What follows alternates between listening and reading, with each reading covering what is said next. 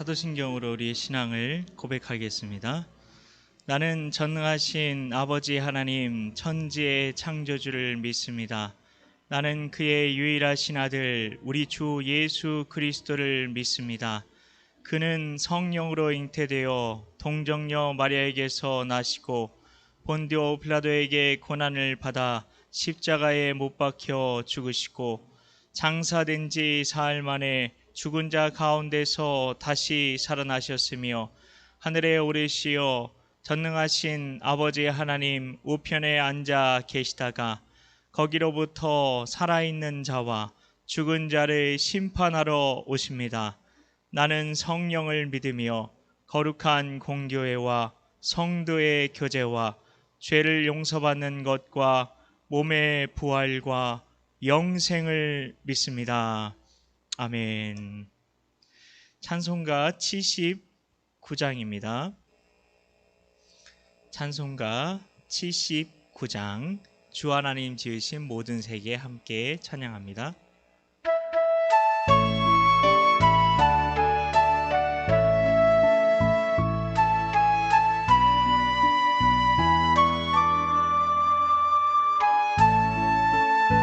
주 하나님 지으신 모든 세계 내 마음속에 그리워볼 때 하늘의 별 울려 퍼지는 외성 주님의 권능 우주에 찼네.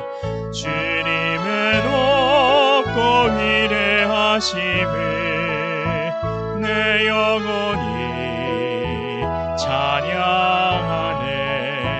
주님의 높고 위대하심을 내 영혼이 찬양하네.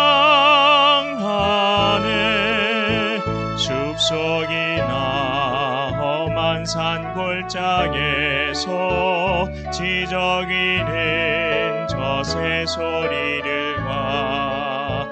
고요하게 흐르는 시냇물을 주님의 솜씨 노래하도다. 주님의 높고 위대하심을 내 영혼이 찬양하네. 주님의 높고 위대하심을 내 영혼이 찬양하네. 주 하나님 독생자 아낌없이 우리를 위해 보내주셨네. 십자가에 피 흘려 죽으신 주 내 모든 죄를 대속하셨네. 주님의 높고 위대하심을 내 영혼이 찬양하네. 주님의 높고 위대하심을 내 영혼이 찬양하네. 내 주 예수 세상에 다시 올 때 저 천국으로 날 인도하리. 나 겸손히 엎드려 경배하며 영원히 주를 찬양하리라. 주님의 높고 위대하심을 내 영혼이 찬양하네. 주님의 높고 위대하심을 내 영혼이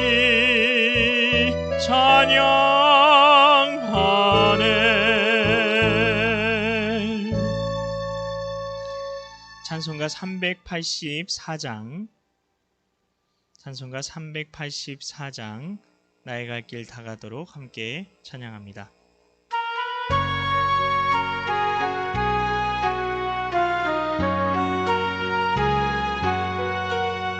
나의 갈 길 나가도록 예수 인도하시니 내 주 안에 있는 긍휼 어찌 의심하리요.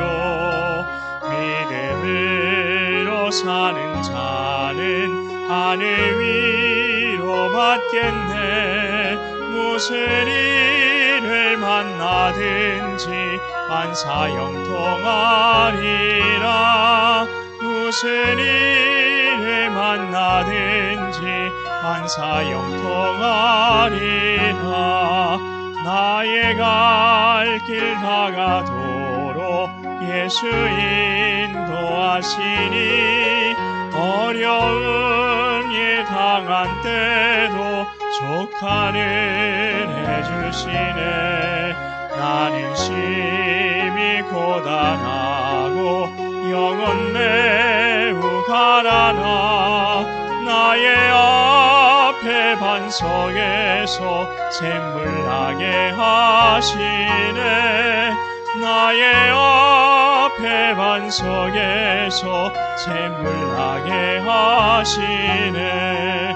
나의 갈 길 나가도록 예수 인도하시니 그의 사랑 어찌 큰지 말로 알 수 없도다. 성령 감화 받은 영혼 하늘 날아갈 때에 영영 부를 나의 찬송 예수 인도하셨네. 영영 부를 나의 찬송 예수 인도하셨네. 아멘. 네, 이 시간 우리 같이 기도하실 때에 333 기도 제목으로 같이 기도하겠습니다. 첫 번째 기도 제목은 늘 깨닫는 마음으로 감사를 아는 자로 살게 하소서. 두 번째 기도 제목은 말씀 안에서 구원받은 성도들이 누리는 행복들을 알고 믿고 살게 하여 주시옵소서. 세 번째 기도 제목은 성령님 모시고 죄를 이기며 인도를 받으며 부활의 소망까지 갖고 살게 하심을 늘 감사하게 하여 주시옵소서. 이 시간에 주님의 이름 한번 간절히 부르짖고 간구하며 나아갑니다. 주여, 하나님 감사합니다. 하나님, 우리가 늘 깨닫는 마음으로 하나님 감사를 아는 자로 살아갈 수 있도록 하나님 우리 삶 가운데에 늘 깨닫는 마음을 허락하여 주시옵소서. 하나님, 감사는 깨달음에서 온다 말씀하셨습니다. 하나님, 우리가 늘 깨닫는 마음으로 살아갈 수 있도록 하나님 깨닫게 하시는 성령님 함께하여 주셔서 우리 삶 가운데에 하나님께서 이미 주고 계신 그 은혜를 우리가 이미 받고 있는 그 은혜들 하나님, 그것으로 인해 하나님께 하나님 감사와 찬양을 올려드리며 늘 살아갈 수 있는 우리가 되게 하여 주시옵소서. 하나님, 범사에 감사하라 말씀하셨습니다. 이것이 그리스도 예수 안에서 널 향하신 하나님의 뜻이라 말씀하셨습니다. 감사는 하나님 우리가 늘 깨달음 가운데에 늘 할 수 있는 것인 줄 믿사오니 늘 성령님 함께하여 주셔서 하나님 우리를 깨우쳐 주셔서 하나님 우리가 감사할 것들 하나님 밝히 볼 수 있도록 영의 눈을 활짝 열어 주시옵소서. 하나님, 우리가 진정으로 드려야 할 믿음의 사람으로서 하나님께 드려야 할 하나님 참 감사가 무엇인지 하나님 깨우쳐 주시니 감사합니다. 성령 하나님께서 우리 안에 와 계십니다. 하나님, 이것이 하나님 우리가 감사할 하나님 진정한 첫 번째 하나님 조건임을 하나님 알게 하여 주셔서 하나님 우리 안에 계신 성령님으로 말미암아 내가 구원받고 하나님 내가 자유자가 되었음을 하나님 깨닫고 하나님께 감사하게 하여 주시옵소서. 우리 안에 예수님께서 함께 하시기에 우리 안에 성령님을 통해서 또한 아버지가 함께 하시기에 하나님 우리는 이미 구원받은 자입니다. 천국 백성입니다. 하나님의 자녀입니다. 하나님 이 하나님 놀라운 행복들을 우리가 알게 하여 주시옵소서, 믿게 하여 주시옵소서. 하나님, 그리고 하나님의 자녀답게 천국 백성답게 실천하며 살아갈 수 있도록 하나님 도와 주시옵소서. 또한 우리 안에 계신 그 성령 하나님의 역사하심에 또한 감사하게 하여 주시옵소서. 성령 하나님으로 말미암아 우리가 몸의 행실을 죽이시는 하나님의 놀라운 은혜를 경험할 수 있고, 우리 삶을 인도하시는, 나의 갈 길에 인도하시는 그 하나님의 역사를 경험할 수 있고, 내가 하나님의 자녀이구나 하나님 그 구원의 확신 또한 하나님 우리가 또한 얻게 되는 줄 믿습니다. 우리 안에 계신 그 성령 하나님의 역사에 우리가 감사하며 우리가 늘 성령님의 인도하심을 따라서 하나님 육의 일이 아니라 영의 일에 늘 전념하며 살아갈 수 있는 우리가 될 수 있도록 그의 암으로 말미암아 하나님께서 우리에게 베풀어 주신 그 은혜가 얼마나 놀라운 것인지 깨닫고 늘 감사만 하며 살아갈 수 있는 우리가 되게 하여 주시옵소서. 하나님, 또한 우리가 소망 중에 즐거워하는 그 은혜에 하나님 감사드립니다. 하나님, 우리가 부활의 소망까지 하나님 우리 안에 계신 성령님 덕분에 하나님 우리가 예수님이 부활의 첫 열매가 되신 것처럼 우리도 부활하게 될 줄 믿습니다.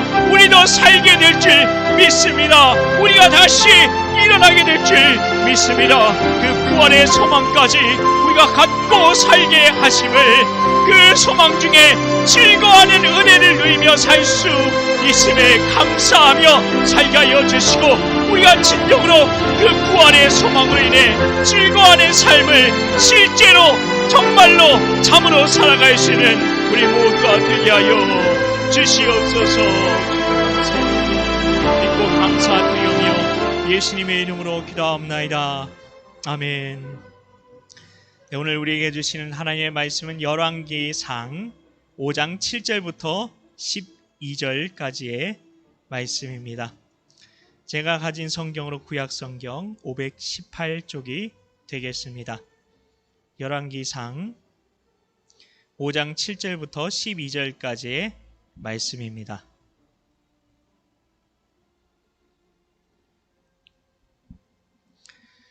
열왕기상 5장 7절부터 12절까지의 말씀, 구약 518쪽 함께 한 목소리로 봉독하겠습니다. 히람이 솔로몬의 말을 듣고 크게 기뻐하여 이르되 오늘 여호와를 찬양할지로다. 그가 다윗에게 지혜로운 아들을 주사 그 많은 백성을 다스리게 하셨도다 하고, 이에 솔로몬에게 사람을 보내어 이르되 당신이 사람을 보내어 하신 말씀을 내가 들었거니와 내 백향목 제목과 잣나무 제목에 대하여는 당신이 바라시는 대로 할지라. 내 종이 레바논에서 바다로 운반하겠고 내가 그것을 바다에서 뗏목으로 엮어 당신이 지정하는 곳으로 보내고 거기서 그것을 풀리니 당신은 받으시고 내 원을 이루어 나의 궁정을 위하여 음식물을 주소서 하고, 솔로몬의 모든 원대로 백향목 제목과 잣나무 제목을 주매 솔로몬이 히람에게 그의 궁정의 음식물로 밀 2만 고르와 맑은 기름 20고를 주고 해마다 그와 같이 주었더라. 여호와께서 그의 말씀대로 솔로몬에게 지혜를 주신 고로 히람과 솔로몬이 친목하여 두 사람이 함께 약조를 맺었더라. 아멘. 예, 오늘도 주님의 은혜와 평강이, 특별히 그 하나님의 샬롬이, 그 하나님 나라의 축복이 수요 예배의 자리에 나오신 여러분 모두에게 가득하시길 축복합니다. 오늘 말씀은 솔로몬의 요청을 듣고 히람이 너무 좋아하면서 서로 약조를 맺고 있는 장면입니다. 히람은 두로 왕이었습니다. 두로는 원래 식량 사정이 별로 좋지가 않았는데요. 왜 그런지 성경에 명확하게 나오지는 않지만 아주 중요한 한 가지 이유가 있습니다. 이 두로는 지중해에 있는, 지중해 아시죠? 네, 아주 좋은 거기 그리스 있는 거기 지중해 있지 않습니까? 그 지중해에 있는 항구 도시였습니다. 그렇기 때문에 농업 대신에 배를 통해서 무역을 하면서 먹고 살았는데요. 근데 두로는 이 바닷가의 아주 작은 나라로서 농사 지을 땅이 거의 없었다고 합니다. 그래서 두로는 이스라엘의 백향목과 건축 전문가를 대주고 이스라엘은 식량을 주기로 한 겁니다. 그리고 이 두 나라가 이렇게 힘을 합하기로 한 것은 아마도 두로 왕 히람이 솔로몬의 아버지 다윗과 굉장히 친했기 때문이기도 할 겁니다. 이게 얼마나 놀라웠냐면 오죽하면 시편 45편 그 하나님의 말씀이잖아요. 여기 다윗이 쓴 시인데요. 이게 다윗 왕의 결혼을 축하하는 시입니다. 근데 그 결혼 축하 시에 누가 나오냐면 두로 왕 히람과 다윗이 얼마나 친했는지 결혼 예물을 주는 장면이 그 시에 기록이 되어 있습니다.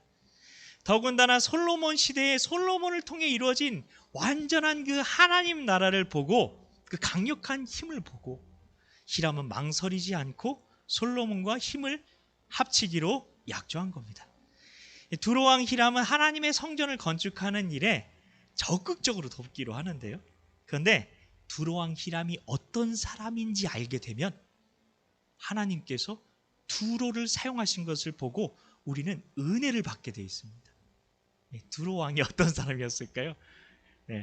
당시 이스라엘과 두로는 이웃 국가였죠. 지금까지 나온 이야기로 다 아실 거예요. 아버지 다윗 때부터 굉장히 사이가 좋았어요. 근데 다른 게 있었어요. 바로 종교가 달랐습니다. 종교가 달랐어요. 그들은 하나님을 믿지를 않았습니다. 성경에서 두로 사람 한번 찾아보세요. 두로 사람 중에 하나님 믿는 사람이 있는지 단 한 사람이라도 한번 찾아보십시오. 없습니다. 심지어 두로는 우상 숭배의 중심지였습니다. 오죽하면 에스겔서 28장에는 굉장히 충격적인 얘기가 나오는데요. 두로 왕에 대한 예언이 이렇게 나옵니다. 에스겔서 28장 2절에는 두로 왕에게 하나님이 이렇게 말씀하셨다고 하는데요. 네 마음이 교만하여 이르기를 나는 신이라 내가 하나님의 자리에 앉아있도다 하는도다. 두로 왕은 자신이 신이라고 말했대요. 심지어 에스겔서 28장에 나오는 두로 왕의 이 예언을 어디까지 이렇게 연결을 시키냐면 루시퍼 있잖아요. 사탄의 그 탄생의 기원이라고까지 보기도 합니다. 그러니 두로 왕이 선한 왕, 하나님을 잘 믿는 왕은 아니었겠죠. 오히려 악했을 겁니다. 심지어 사탄에까지 비유를 하니까요. 그런데도 히람은, 그 두로 왕이었던 히람은 종교가 달랐어요. 하나님의 성전을 짓는 일이었어요. 그럼에도 불구하고 솔로몬을 도와서 성전 건축에 이렇게 앞장서서 나선 겁니다. 아무리 다윗과 친했어도, 식량이 필요했어도, 이렇게 목사님이 불교 사원을, 불교 이렇게 절을 짓는데 도울 수 없는 것처럼, 스님들이 교회 짓는데 와서 이렇게 도울 수 없는 것처럼 이것은 있을 수가 없는 일이었습니다. 그렇기 때문에 두로 왕 히람이 솔로몬을 도운 일은 하나님께서 히람의 마음에 역사하셨다고밖에 볼 수가 없는 굉장히 놀라운 일이었던 겁니다. 이런 일은 성경에 다른 곳에서도 나오는데요. 느부갓네살, 바벨론 왕, 그 잔인한 바벨론 민족, 그 바벨론 왕 느부갓네살이 그 꿈에 하나님이 말씀하셨죠. 그래서 다니엘이 꿈풀이 얘기 주는 이야기 아시죠? 그리고 페르시아의 왕이었던 고레스, 그 고레스의 마음에 하나님이 역사하셔서 하나님의 백성들 고향에 돌아가서 무엇을 짓게 합니까? 성전을 지어라. 그거 막 다 되져요. 그런 이야기도 나오고 있습니다. 하나님은 사람의 마음에 역사하신다는 거예요. 심지어 악인의 마음에도 역사하신다는 겁니다. 놀랍죠? 여기서 우리는 하나님의 오묘하신 섭리를 깨닫게 되는데, 그래서 아까 주님의 높고 위대하심을, 그 찬양을 처음에 부른 겁니다. 하나님께서는 성전 건축을 위해 솔로몬에게 신앙심 주셨죠. 지혜 주셨죠. 그리고 돈 주셨죠. 그리고 나라에 평화 주셨죠. 아무도 못 쳐들게 그거 성전 짓는 동안 7년 그 반 동안 계속해서 그것만 지었는데, 그러면 쳐들어오면 안 되잖아요. 다 온 국민이 다 싸잡아 다 열심히 일해야 됐는데, 남자들 다 동원되고, 그리고 주변 나라들이 다 이스라엘과 친해지고 싶게 만들고, 그리고 두로 왕 히람이 돕지, 두로의 백향목, 두로의 기술자 모두 다 예비해 두신 겁니다. 악인들도 다 사용한 거죠. 지구를 만든 그런 모형, 지구본 모양 보신 적 있으실 텐데요. 근데 지구 모양이 기울어졌죠. 이렇게 기울어져 있죠. 아니, 똑바른 게 더 보기가 좋지 않나요? 근데 왜 기울어 놔가지고. 근데 이게 조금만 적게 기울어져도 23.5도잖아요. 조금만 적게 기울어져도 지구가 너무 춥거나 너무 더워져서 사람이 살 수가 없대요. 만일 23.5도보다 커지면요, 그럼 여름과 겨울의 기온차가 너무 커져서 역시 사람이 살 수가 없대요. 지구가 23.5도가 기울어져 있는 게 조금이라도 변했나요? 아닙니다. 근데 최근 뉴스에 이게 변하고 있답니다. 왜냐? 이게 이 세상에 있는 물은 양이 보존이 되잖아요. 그게 변할 수가 없어요. 만약에 지하수에 지금 물을 엄청 끌었었대요. 근데 그 지하수에 있는 물을 어디다, 그게 물의 양은 변하지가 않아요. 지구 안에 있는 물의 양은. 그게 막 순환하는 거죠. 바다로 했다가 뭐 비로 내리고 막 도는데, 근데 지하에 있는 거는 원래 그냥 거기 있었던 거죠. 근데 거기를 다시 채워놓지 않으니까 그게 바다로 다 흘러간 거예요. 그래서 그게 기울어져 있대. 근데 이거를 누가 발견했다고요? 대한민국의 학자들이. 전 세계에서 지금 깜짝 놀랐답니다. 그걸 발견해가지고. 왜 이렇게 지구가 더워지는지 원인을 못 찾았는데 그게 기울기가 변했다는 거예요. 인간들 때문에 말세인 거죠. 하나님 때문이 아니라 인간들 때문에. 지구는 열심히 태양주기를 열심히 돌고 있죠.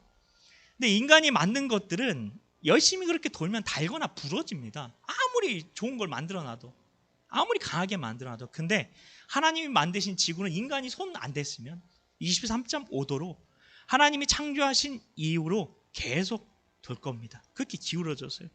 여기서 우리는 하나님의 섭리를 볼 수가 있는 거죠. 또 1, 2차 세계대전이 끝났을 때 그 원래 유럽이나 서구 쪽이 다 하나님 믿었잖아요. 다 기독교였잖아요. 우리한테도 복음 전해주고 그랬는데, 근데 1, 2차 세계대전이 있고 나서 사람들이 다 하나님의 등 돌아섰어요. 왜요? 하나님이 안 계시다고 생각했거든요. 그래서 슈퍼맨이라는 영화도 만들고, 그러니까 슈퍼맨 같이 진짜 도와줄 수 있는 신이 필요하다는 거죠. 그런 끔찍한 전쟁 중에 하나님이 도와주지 않는 것 같았기 때문이었던 거예요. 그런데 하늘만 보십시오. 우주를 보십시오. 하나님은 여전히 섭리하고 계시다는 것을 알 수 있는 겁니다. 천체 과학자들에게서 하나님 믿는 사람이 그렇게 많대요. 왜냐하면 설명이 안 돼. 하나님이 아니면 설명이 안 돼서. 성경 시대뿐 아니라 오늘날도 하나님은 일하시죠. 오늘은 일 안 하십니까? 하나님이 없는 건데. 하나님께서는 모든 나라들, 모든 사람들까지 다 사용하고 계신 거예요. 그래서 하나님의 뜻을 지금 이루어 가십니다. 그렇기 때문에 성도들은 자기가 가지고 있는 재능을 더 개발시켜야 돼요. 더 열심히 공부하고, 더 열심히 기술을 익히고, 더 열심히 각자 맡은 분야에서 최고가 돼야 되는 겁니다. 왜냐하면요, 하나님께 더 잘 쓰임 받으려고요. 자기 성공과 자기가 돈을 많이 벌기 위해서 그렇게 해야 되나요? 아닙니다. 하나님의 사람은 그러면 안 되죠. 그건 자기 영광을 위한 거죠. 그게 아니라 하나님 나라에 더 잘 기여하기 위해서, 더 열심히 살아야 되는 겁니다. 디도서에서 계속 열심히 사라고 얘기하잖아요. 그리고 더 열심히 배워야 되는 거죠. 더 열심히 성장해야 하는 겁니다. 그냥 뭐 이미 구원 받았으니까 언젠가 천국까지, 그게 아닙니다. 그건 하나님 나라랑 상관없는 사람들이 살아가는 방식입니다. 그건 게으른 거죠. 악한 거죠. 그런데 하나님은 이거 방금 전에 말씀드린 건 그거는 하나님의 백성의 쓰임새고, 근데 하나님은 악인도, 오늘 말씀의 제목이 악인의 쓰임새잖아요. 악인도 사용하신다고 말씀하십니다. 그러면서 악인의 쓰임새를 얘기를 하시는데요, 오늘 말씀에서 그 하나님을 믿지 않던 그 악한 두로왕을 사용하신 것, 그 말씀에 대해서 잠언 누가 썼죠? 솔로몬이 썼죠. 솔로몬이. 거기 잠언 16장 4절에 이렇게 얘기하고 있어요. 솔로몬이 악인도 악한 날에 적당하게 하셨느니라. 잠언 16장에 놀라운 말이 나와요. 그런 악인에 대한. 그래서 세상에 쓸모없는 것은 없다고 할 수 있어요. 약한 것도, 악한 것도 그 나름 다 쓸모가 있습니다. 우리 피를 빨아먹는 모기가 주는 유익 없을까요? 모기 필요 없는 건가요? 모기의 유충이 물에서 사는 생물의 먹이가 될 수 있다고 해요. 그래서 먹이 사슬이 중요한데 그 하나라도 끊어지면 큰일 나잖아요. 그리고 모기가 그런 어떤 그런 그 과일인가 그런 거에 대한 그런 거 있잖아요. 꽃가루 옮겨주는 역할도 한대요. 학자들에 의하면. 또 우리는 썩은 음식물이 내뿜는 악취가 싫잖아요. 근데 음식물이 썩지 않으면 어떻게 될까요? 썩어 분해되지 않으면 우리가 사는 이 지구는 저 먼 옛날부터 쌓인 그 음식물 쓰레기로 발 붙일 틈이 없을 겁니다. 심지어 건망증 때문에 나 왜 이렇게 기억이 안 좋아, 왜 자꾸 까먹어 라고 그런 것 때문에 힘들어하시는 분들, 공부한 걸 자꾸 까먹어서 힘들어하시는 수험생들 계시지 않습니까? 그런데 그것도 감사할 일입니다. 괴로운 기억이나 고통, 크고 작은 실수까지 영원히 생생하게 다 생각나면 어떻게 삽니까? 그래서 제가 건국대학교 출신인데 거기서 이게 교양 학문을 교양 그 과목을 듣는데 거기 역사학과 교수님이 계셨는데 그분은 진짜 놀라운 기억력을 가지고 있대요. 한번 보면은 그게 사진처럼 찍혀서 기억에 남는 거예요. 그래서 기억력이 그렇게 좋다 보니까 너무 힘들대요. 왜냐하면 잊혀지지가 않으니까. 잊혀지지 않는 게 얼마나 큰 고통인 줄 아냐고 그렇게 물어보시더라고요. 망각도 은혜라는 겁니다. 하나님께서는 약한 것들도 악한 것들도 다 사용하신다는 겁니다. 우리는 하나님께서 악인도 악한 날에 적당하게 하셨다고 하셨으니까 그럼 하나님이 뭐 악한 것도 만드셨나? 하고 오해할 수 있어요. 그런데 결론부터 말씀드리면 no, 아니요입니다. 아니요. 하나님은 선하시죠. 자비로우시죠. 그리고 우리를 아들을 주시기까지 사랑하시죠. 모든 사람이 구원받기를 원하시죠. 하나님이 아무도 멸망받기를 원하시지 않는다고 하시는데 어떻게 멸망받을 악인을 하나님이 창조하셨다는 말을 할 수가 있을까요? 그건 말도 안 되는 거죠. 하나님은 선하십니다. 정말 선하십니다. 참으로 선하십니다. 참 좋으신 나의 하나님이십니다. 좋은 나무에서 나쁜 열매 나올 수 없고 한 샘에서 단물과 쓴물이 동시에 나올 수 없다고 하나님이 직접 말씀하셨죠. 그러니 좋으신 하나님으로부터 악한 것이 나올 수가 없는 겁니다. 그런데 많은 사람들이 오해를 해요. 하나님께 심지어 회전하는 그림자도 없대요. 그림자도 회전하지 않는데요. 그림자가 있다면 그건 하나님이 변하지 않으신다는 거죠. 늘 그 자리에 계신 하나님이라는 거예요. 우리만 돌아다니는 거죠. 우리만 헤매고 다니는 거죠. 언제나 늘 그 자리에 계셨는데요. 그러면 악인을 왜 하나님이 사용하실까요? 그래도 하나님이 그럼 뭐 하나님이 악인 그래도 사용하는 거 아니에요? 라고 뭐 이렇게 끝까지 이렇게 따져 물으실 수도 있어요. 좋은 질문이에요, 근데 이게. 근데 악인은 하나님이 사랑하지 않으실까요? 그럼 제가 이렇게 질문해 보고 싶습니다. 악인은 하나님이 사랑하지 않으실까요? 라고 묻고 싶습니다. 하나님은 그 아들 예수님을 누구 때문에, 누구를 위해 보내셨죠? 로마서 5장 8절에 보면은 우리가 아직 죄인 되었을 때에 라고 말하죠. 근데 죄인이 누구죠? 악인이에요. 왜 죄인이 악인이죠? 왜냐하면 죄를 뭐라고 하죠? 죄악. 우리가 왜 죄 짓습니까? 죄를 죄악이라고 말하지 않기 때문입니다. 죄가 죄악이라는 거 알면 우리는 죄 지을 수 없어요. 그렇게 쉽게 지을 수 없죠. 그랬던 우리도 사랑하셔서 자녀 삼아 주셨잖아요. 사랑하셔서 죄악 세상에 오셨잖아요. 그러니 악인도 사랑하십니다. 그러면 악인들을 왜 그렇게 쓰실까요? 그건 하나님 나라를 위해서입니다. 하나님 나라를 위해서. 하나님 나라, 하나님의 다스림이죠. 하나님의 뜻이 이루어지기 위해서는 악인들도 필요한 겁니다. 그래서 악인들이 하나님의 뜻이 이루어지는 것을 위해서 협력하고 있는 걸 보게 되는 거예요. 오늘 두로 왕처럼은요. 이를 통해 그럼 그 악인들은 하나님이 그 악인들 사랑하셔서 어떻게 보면 써주시는 건데 그 악인들이 그럼 얻게 되는 유익은 뭘까요? 바로 구원의 기회입니다. 구원의 기회. 하나님의 일에 직접 쓰임받게 되면 하나님께서 행하시는 걸 눈으로 보고 귀로 듣잖아요. 온몸으로 몸소 느끼잖아요.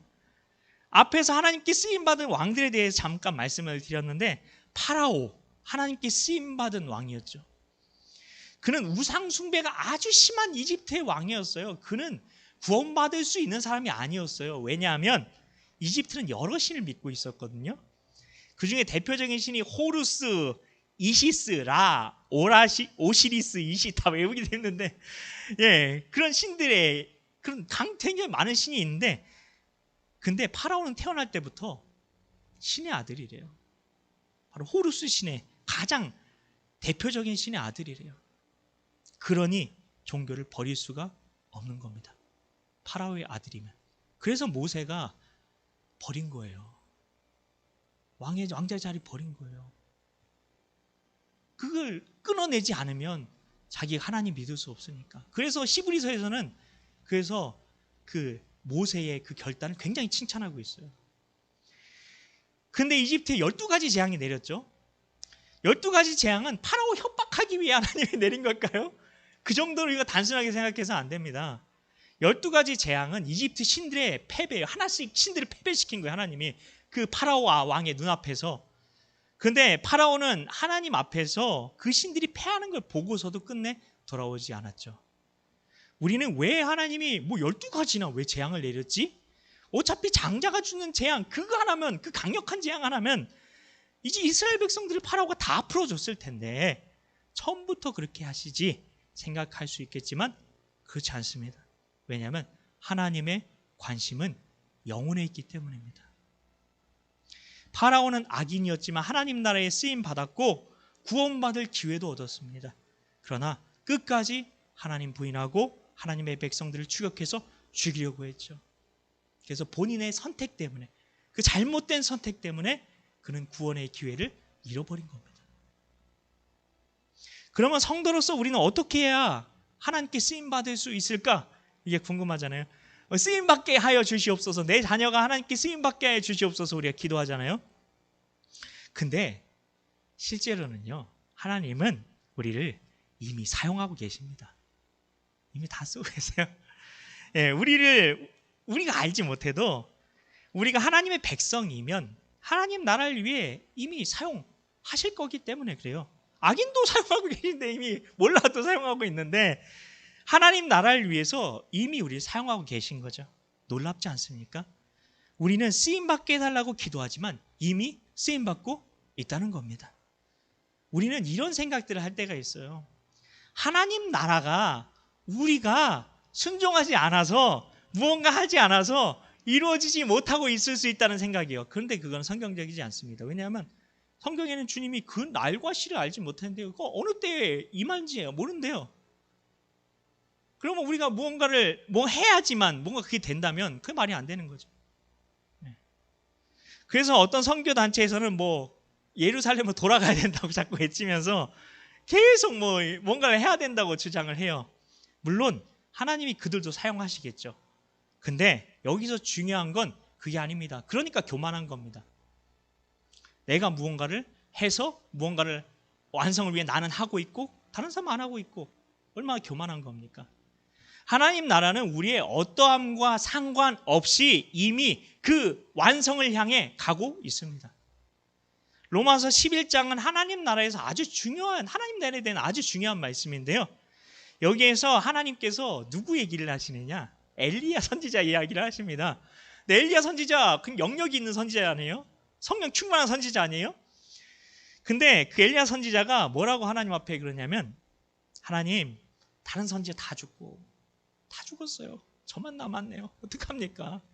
이 하나님 나라 어떡합니까? 하나님 나라 이루어져야 되는데 어떡합니까? 믿는 사람 아무도 없어요. 그랬더니 하나님이 뭐라고 짠하고 나타나 말씀하셨을까요? 네가가 아니라 내가 바알에게 무릎 꿇지 아니한 사람 7,000명이나 남겨놨어. 하나님이 하셨다는 겁니다. 하나님 나라는 우리와 상관없이 지금 완성을 향해 가고 있어요. 그렇기 때문에 그 나라는 나와 상관없이 이루어지게 될 겁니다. 하나님이 하실 거예요. 그런데 그 나라를 위해서 쓰임받는 걸 알고 쓰임받는 하나님의 백성이 있는가 하면 모르고 쓰임받는 하나님의 백성이 있을 수 있다는 겁니다. 모르고도 하나님께 쓰임받을 수 있겠지만 그건 악인들이 쓰임받는 것과 별로 다르지가 않은 거잖아요. 우리가 하나님께 쓰임받는 것을 알고 쓰임 받는 것을 이렇게 말합니다. 동행. 누가 나와 같이 함께 동행할까? 예. 하나님과 동행하면 하나님께 알고 쓰임 받게 되죠. 그런 대표적인 사람 누가 있죠? 노아, 아브라함, 다윗, 요셉. 성도 여러분, 이제 말씀을 마칠 텐데요. 하나님께서 이루어 가시는 그 나라가 끝을 향해 지금 가고 있습니다. 하나님께서는 악인들까지 다 사용하시면서 모든 나라, 모든 사람들 다 사용하시면서 그 나라를 지금 이루어 가고 계십니다. 악인들이 돌아올 기회를 주시면서요. 그런데 우리는 이미 그 나라에 속한 사람들이죠. 하나님께 모르고 쓰임받는 게 아니라 우리는 하나님과 동행하여 하나님께 알고 쓰임받는 하나님의 진짜 믿음의 백성들이 되어야 할 겁니다. 오늘도 말씀으로 동행하시는 여러분, 그래서 여러분이 복받은 겁니다. 그래서 성령님의 감동에 지금 말씀 앞에, 오늘도 말씀의 자리 앞에 나와서 성령의 감동을 받고 그 하나님의 말씀에 순종하는 삶을 살고 계신 여러분이 바로 하나님 나라를 이미 알고 사시는 복된 성도님들이심을 믿으시길 축복합니다. 그런 사람이 하나님 나라 안으로 침노하는 백성입니다. 우리 같이 찬송가 384장 같이 찬양하고 주님과 주신 주기도문으로 예배를 마치겠습니다.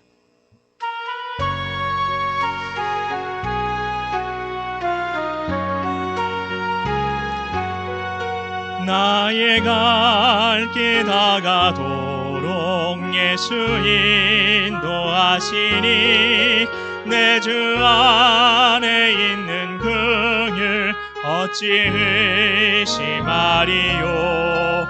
믿음으로 사는 자는 하늘 위로 받겠네. 무슨 일을 만나든지 만사형통하리라. 무슨 일을 만나든지 만사형통하리라. 나의 갈 길 다가도록 예수 인도하시니 어려운 일 당한 때도 족한 은혜 주시네. 나는 심히 고단하고 영혼 매우 가라나. 나의 앞에 반석에서 샘물 나게 하시네. 나의 앞에 반석에서 샘물 나게 하시네. 나의 갈 길 다가도록 예수 인도하시니 그의 사랑 어찌 큰지 말로 할 수 없도다. 성령 감화 받은 영혼 하늘 날아갈 때에 영영 부를 나의 찬송 예수 인도하셨네. 영영 부를 나의 찬송 예수 인도하셨네. 아멘. 주님 가르쳐주신 주기도문으로 예배를 마치겠습니다. 하늘에 계신 우리 아버지, 아버지의 이름을 거룩하게 하시며 아버지의 나라가 오게 하시며 아버지의 뜻이 하늘에서와 같이 땅에서도 이루어지게 하소서. 오늘 우리에게 일용할 양식을 주시고 우리가 우리에게 잘못한 사람을 용서하여 준 것 같이 우리 죄를 용서하여 주시고 우리를 시험에 빠지지 않게 하시고 악에서 구하소서. 나라와 권능과 영광이 영원히 아버지의 것입니다. 아멘. 예배를 마치겠습니다.